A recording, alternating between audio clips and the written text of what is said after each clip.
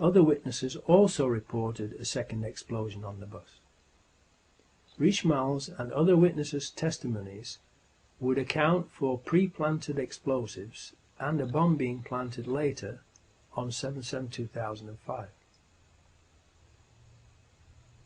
What we can be certain about, though, is that, either on the bus or elsewhere, Hasib Hussain, like the other 3 Muslim patsies, was murdered.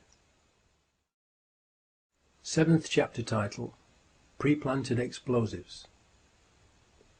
Witnesses of the tube train explosions state that there were no Muslims with backpacks and no backpacks or bags left unattended on the trains in the carriages that blew up, and the floors of the trains blew upwards from underneath, not downwards, as would be the case with explosives inside the trains.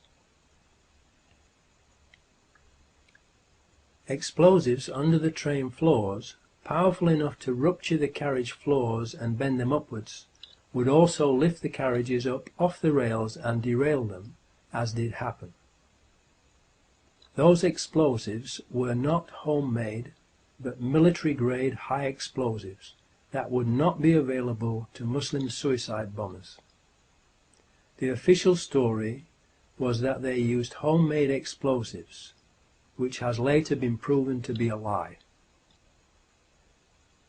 So we know from reliable eyewitnesses who can be traced that there were no backpack homemade bombs or Muslim bombers inside the tube train carriages that blew up, and that the floors blew upwards, so the bombs, which were made from military-grade explosives, must have been fastened underneath the floors of the train carriages.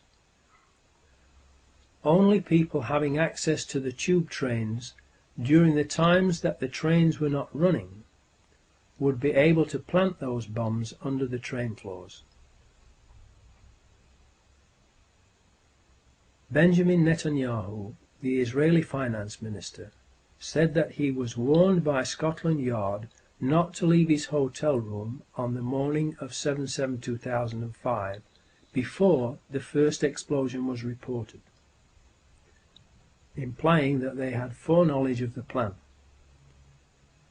Scotland Yard then quickly denied being the ones who had provided the warning, but have not told us who did warn Netanyahu if they did not.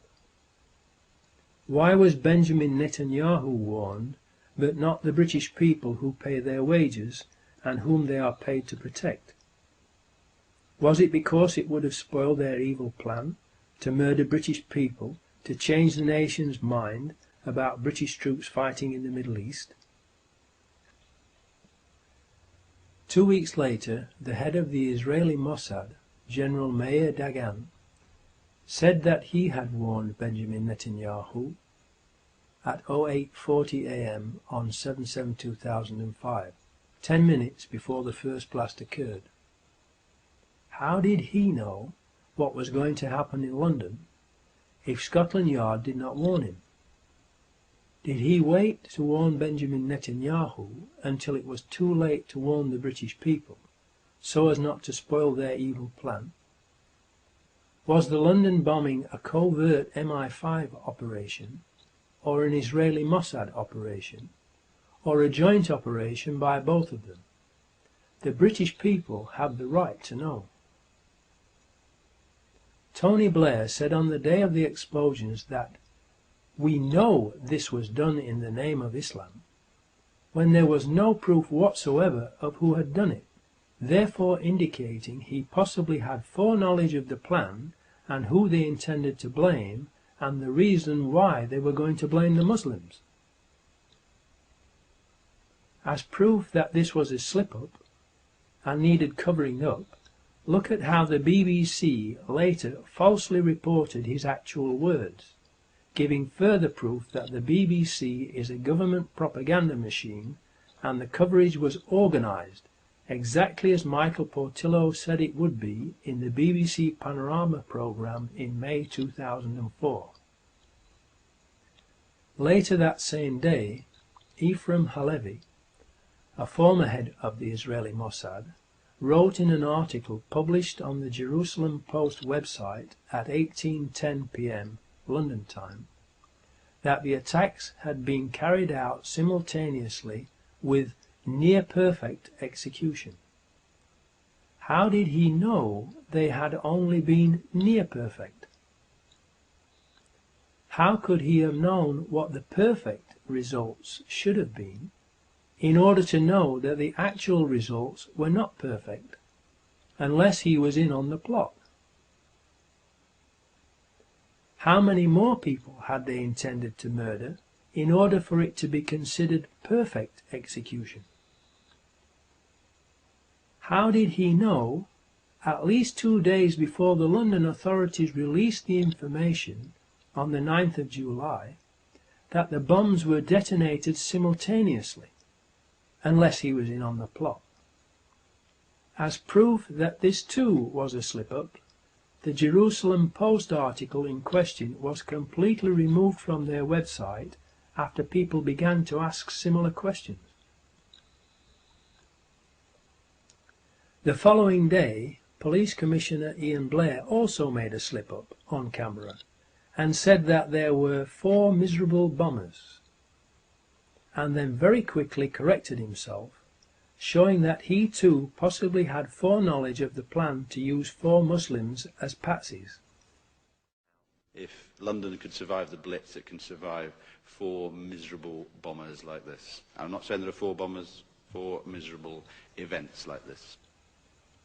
We are told that the first reports were of an electrical power surge that occurred, and then later we were told that there were bombs that exploded on the tube trains and that it was an Al-Qaeda terrorist attack, with Muslim suicide bombers carrying backpack homemade explosive devices onto the tube trains. A couple of weeks later, a Brazilian contract electrician is brutally and publicly murdered on a tube train, and again we are told lies by the police and media about him. He was a contract electrician. For whom had he been working, and what had he been working on in the days leading up to the 7th of July 2005?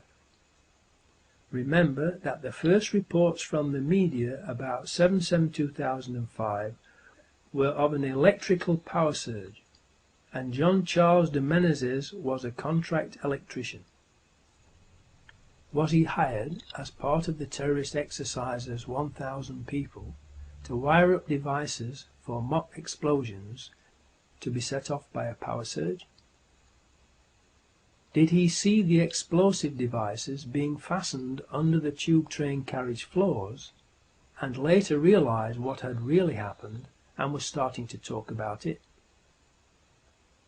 Did they, the hierarchy enslaving you, publicly execute him to shut him up and as a warning to others to keep their mouths shut? We have been unable to find out where he worked.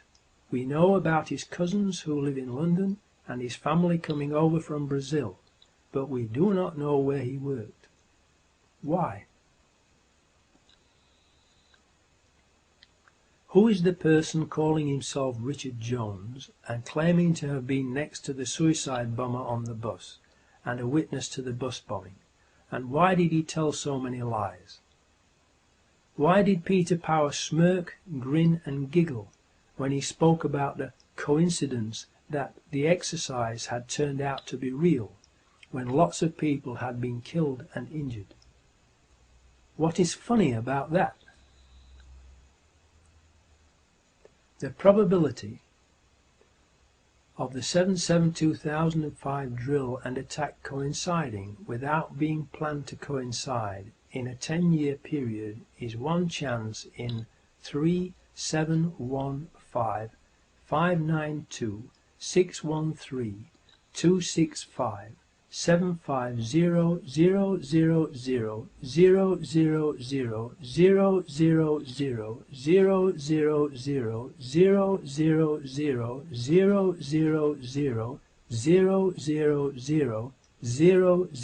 000. I wonder why the media aren't investigating the drill.